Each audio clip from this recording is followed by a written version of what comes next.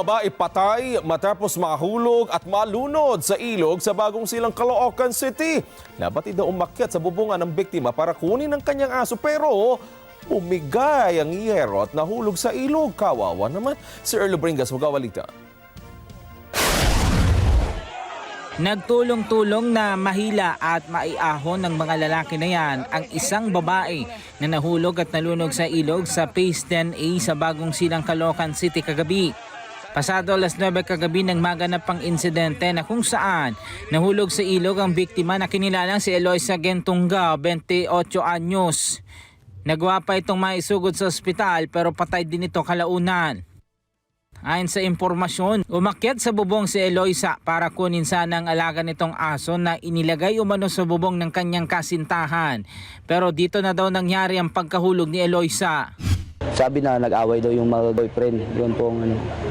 Tapos yung sabi, yung tuta o inilagay daw yata doon sa bubong, inabol ng babae, kinuha yata o nadulas doon sa bubong. Inabot ng halos 1 oras bago nakuha si Eloisa sa malalim na bahagi ng ilog. Pinagtulong-tulungan itong maiselba pa ng mga residente sa lugar. Tumulong din ang ilang kapitbahay na may kaalaman sa pagre-rescue. Mula nang mahulog yung biktima mula doon sa bubong ng kanilang tahanan, halos 100 metro dito na mismo sa bahagi ng ilog na ito natagpuan yung katawan ng biktima. Sinubukan po namin kung ano, makakain namin, sinisid namin sa ilalim. Tapos, pagkahon po, doon nagtulong-tulong na po kami na maatak yung katawan kasi hindi po kaya ng isang tao lang.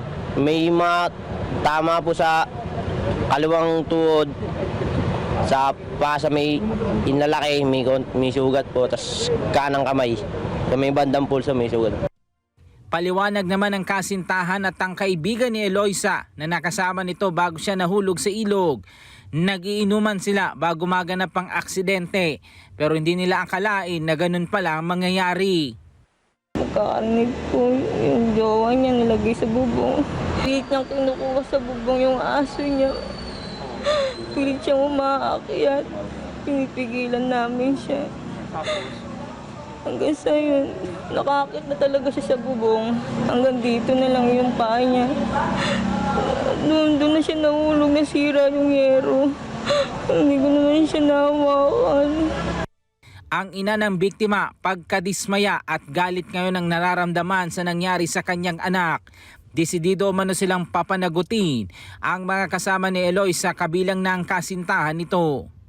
Kagagraduate lang po ng college ng June 26. Sabi pa sa akin na, ma'am, mag-abroad ako next year. Tapos ganyan lang ginawa ng tumboy na yan. Nag-away daw yan sila. Tapos yung aso, mahal na mali yung aso, nilagay sa bubong. Pilit daw kinukuha ng anak ko. Kaya yung nadula siguro yung paa, bumagsak na sa ilog. Ay, pakulong ko yung tumboy na yan. Siya yung may dahilan kaya matay yung anak ko eh. Inimbitahan naman sa police station ng kasintahan pati ang kaibigan nito na nakainuman bago mahulog sa ilog si Eloisa. Ang Caloocan City Police patuloy naman ang gagawing investigasyon sa nangyari sa biktima. Erlo Bringas para sa Mata ng Agila, matatag, matapa, matapat. Maraming salamat sa inyo pong pagsubaybay sa Mata ng Agila Primetime.